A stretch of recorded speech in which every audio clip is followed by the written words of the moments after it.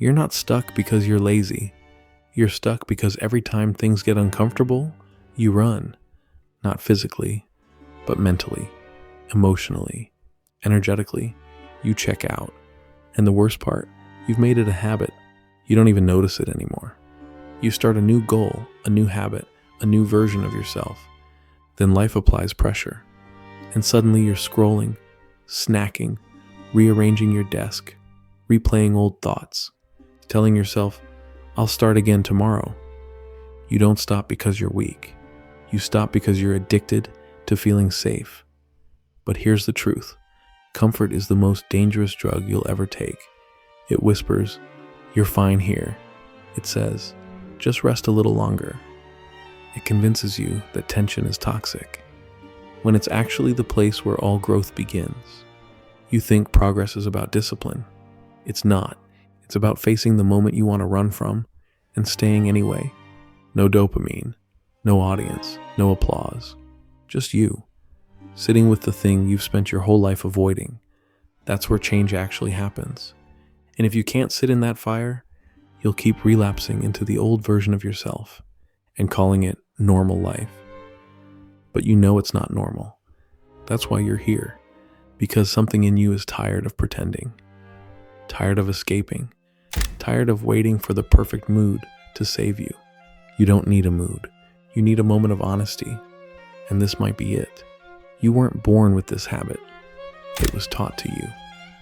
Little by little, reward by reward. From the moment you were praised for staying quiet, for not causing trouble, for being agreeable instead of honest, you learned that comfort is safer than conflict. You started chasing approval instead of alignment. And every time something felt heavy, overwhelming, or unclear, you looked for a way out instead of a way through. Now it's automatic. You hit resistance. You distract. You feel doubt. You scroll. You get uncomfortable. You reset the room, the playlist, the mood, everything but the actual issue. It's like your nervous system was wired for avoidance. And in some ways, it was. Not because you're broken, but because safety was survival. Because chaos once meant danger. So now, even a little discomfort feels like a threat. And here's the problem. You can't grow inside that safety loop, because progress only happens where pressure lives. Every breakthrough comes with tension. Every mindset shift begins with discomfort. And every new version of you is born through the death of an old habit that once made you feel safe. And that's why you're not making progress. Not because you're not smart, not because you're not capable, but because you keep retreating the moment growth knocks on your door. You keep reaching for comfort when you should be sitting with the friction. And no, this isn't about being tough or grinding through pain. This is about letting discomfort become your compass instead of your enemy. Because if you only move when it's easy, you'll never find the version of you that was built for more. So what do you do with this? Because now you know the habit is there, hiding under your routines, your excuses, your perfectly logical reasons for waiting just a little longer. You know it's not laziness. It's not lack of motivation. It's the quiet avoidance disguised as not the right time. And that's the first shift. To stop calling it something it's not.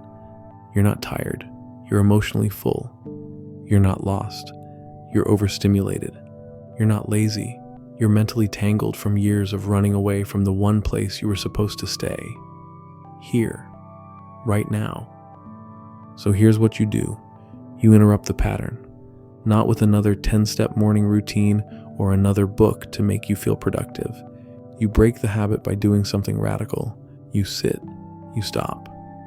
You let the discomfort pass through you instead of escaping it. And it won't feel good at first. You'll want to move, fix, reach, explain, but don't. Let it burn, because the habit was built by avoiding the fire. Progress begins when you stay in it. And in that space, where your mind is screaming for distraction, where your body wants to run, that's where power lives. That's where you find out who you actually are. Not the version that performs for comfort, but the one that's raw, aware, steady. You can't think your way into change. You can't plan your way into healing. You have to feel it, hold it, and most of all, stay with it long enough for it to teach you something. This is what growth actually feels like. It's not a surge of energy. It's not some motivational burst. It's quiet, heavy, still, and most people will never feel it because they run the moment it arrives. But not you, not anymore. The moment you stop running, even for just a minute, something strange happens. The noise starts to clear, not all at once, but layer by layer. The fake urgency fades. The lies your mind told you. You need to do something. You're falling behind. You're not enough yet. They start losing their grip, not because they disappear, but because you're finally seeing them for what they are. Smoke, habitual noise, autopilot fear disguised as logic. And when the noise gets quiet, the real voice underneath it gets louder. Not the one that panics, the one that remembers, the one that's always been there, buried under years of keeping busy, staying distracted, doing the right thing at the wrong time, just to avoid feeling the weight of what's actually going on inside you. And here's what that voice starts to whisper. You don't need fixing. You don't need more plans. You just need to stay. Stay in your body. Stay with the tension. Stay long enough for clarity to catch up. This is where you begin to feel something you haven't in a long time. Control. Not fake control. Not the one built on manipulating everything around you. This is internal control. The kind that comes from choosing not to react, not to run, not to abandon yourself just because your environment feels tight. That's when progress starts. Not when your life gets easier, but when you get calmer inside the storm. People think growth is loud. They think it comes with wins and breakthroughs and moments that feel like fireworks. But real growth? It's the day you decide not to escape. It's the moment you say no to comfort and yes to the tension that's been waiting to transform you. It's the uncomfortable silence you sit in, long after you would have bailed in the past. And then, something shifts. The tension that once felt like a wall becomes a mirror, and you start seeing yourself again. Not the overthinking version, not the performance version, but the version that's real, solid, grounded. You realize you were never really stuck. You were just trapped in a habit that trained you to flinch when things got real. But now, you're watching it happen. You're inside it, aware of it. And that awareness is the doorway, the exit, the beginning. And once you see the pattern, you can't unsee it. You start catching yourself in the act, not after the damage is done, but in real time. You'll feel it like a jolt. You go to open your phone, pause. You're about to say, I'll do it tomorrow. Pause. You start convincing yourself it's okay to skip the thing again. Pause. That pause is everything. That pause is the beginning of power. Because what you do in that space, that tiny gap between the impulse and your action, that's where your life starts to shift. Before, it was automatic. You escaped. You justified. You moved on. Now you interrupt. You breathe. You stay. And staying doesn't mean perfection. It means you don't abandon yourself the moment things don't feel perfect. This is why most people loop for years. Not because they're not smart. Not because they don't want it bad enough. But because no one ever taught them how to sit in that moment between stimulus and escape. The moment where the breakthrough actually lives. That's where identity is built. Not in the big gestures, not in the dramatic reinventions, but in the micro decisions no one sees. The decision to stay present when it's easier to zone out. The decision to take the walk instead of opening another app. The decision to write down the thought instead of letting it spin in your head all day. You build who you are by how you handle the in-between. And here's the wild part. After a while, those tiny wins start stacking. You start trusting yourself again. Because you're not ghosting your potential every time things feel off. You're facing it, staring back at the resistance and saying, yeah, I see you, but I'm not leaving. That kind of presence, it's rare, it's magnetic, and it's the one thing that can't be faked. People feel it. They don't know why, but they're drawn to you because you stopped chasing results and started embodying resolve. Once this shift starts to take root, something bigger happens. Your outer world begins to respond. Not instantly, not with fireworks, but subtly and powerfully. Because when you stop running from yourself, people notice, even if they don't know what changed. You stop explaining so much. You stop over-apologizing. You stop needing everyone to get it. And the weirdest part, you stop needing their permission to grow. Because now the validation isn't coming from out there. It's coming from inside. From the small wins nobody claps for. From the quiet choices that leave you proud at the end of the day. This is the progress you were always chasing. Not flashy, not loud, but real.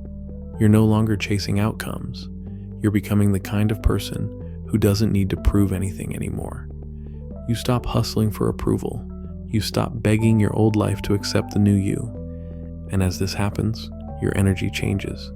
You're no longer drained by trying to be everything, fix everything, escape everything. You feel lighter, not because your problems are gone, but because you're no longer carrying them in denial. You're holding them with both hands, fully awake. And when you're awake like that, you stop falling into old traps, people-pleasing, perfectionism, overthinking. You catch the pattern mid-sentence and choose something new. Even if no one notices, even if no one thanks you, you know what just happened. That's the new definition of success. Not how much you get done, not how perfect you look, but how honest you stay with yourself when it's quiet. And when you live like that, progress becomes inevitable, because it's no longer about waiting for motivation. It's about building momentum, one small conscious act at a time. You know what makes this even harder? The world doesn't just allow this habit, it rewards it. We live in a culture that celebrates the escape. You feel overwhelmed? Take a break. You feel pressure? Numb it. You feel lost? Rebrand it as just figuring things out. It's a system designed to keep you comfortable, entertained, and disconnected from your body, from your presence, from your actual potential. Because if you're always escaping, you'll never challenge anything. You'll never create. You'll never confront. You'll just consume. And that's what they want. A version of you that's tired, docile, safe. A version of you that chases dopamine instead of depth. A version of you that feels busy without ever making real progress. But the moment you start pulling away from that, even just a little, you begin to feel the difference. You're no longer giving your attention to everything that wants it. You're choosing what gets your energy. You're no longer compulsively reacting. You're intentionally responding. And that shift is subtle, but it changes everything. You stop rushing. You stop needing noise.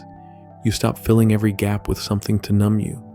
Instead, you get quiet dash. And in that silence, you finally hear what matters. You'll lose things too. The urge to be liked by everyone. The need to explain yourself. The guilt that shows up every time you choose your peace over someone else's comfort.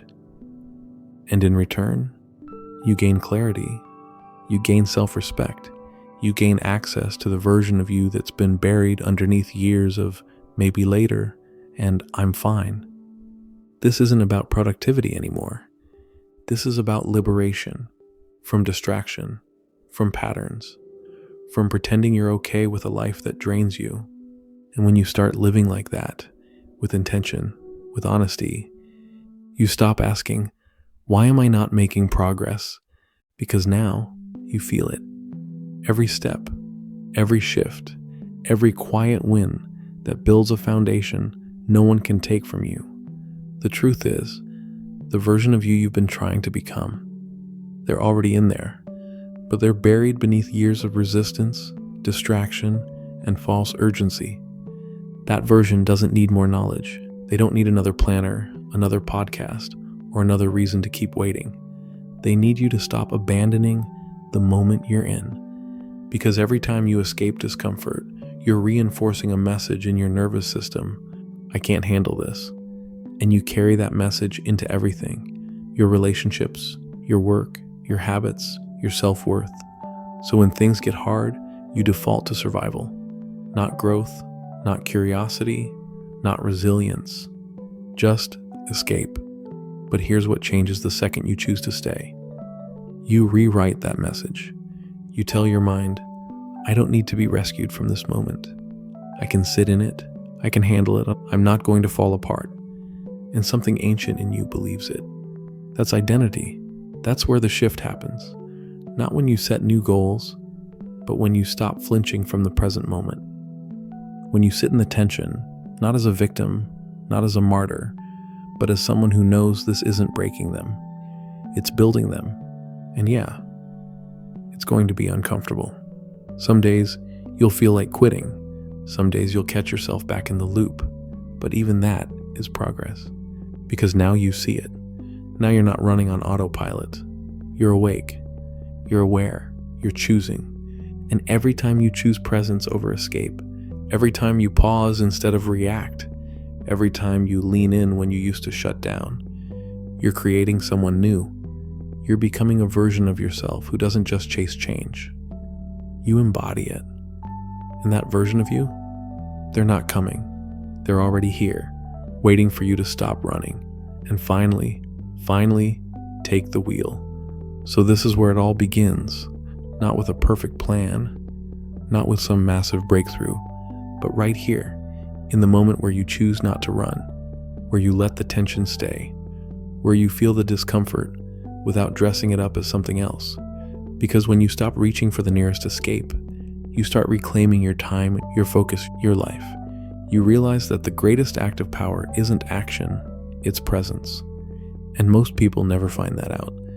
They live their whole lives trying to outrun discomfort, trying to build progress on a foundation of distractions, and wondering why everything feels so empty when it finally arrives. But you're done with that. You're done building a life around avoidance. You're done confusing ease with alignment. You're done being seduced by shortcuts that lead you right back to the same hollow version of yourself. You're ready to face the thing you always avoided. Because now you know. This one habit of escape, this instinct to shut down, to scroll, to vanish. It's not harmless. It's the exact thing stealing your clarity, your growth, your life force. And every time you interrupt it, even just once, you're pulling your future closer. It won't feel glamorous. No one will applaud you for it. But you'll wake up one day and realize you trust yourself now. You can rely on your own presence. And that feeling, that's real freedom. You don't need to change overnight. You just need to stop escaping the moment you're in. Not forever, just for now. And then again tomorrow, and the day after that. So if this hit you somewhere deep, if you caught yourself in this loop while listening, if you're ready to step out of it and do something different, drop the word present in the comments. Just that. Let it be your first honest decision today. We'll see you there.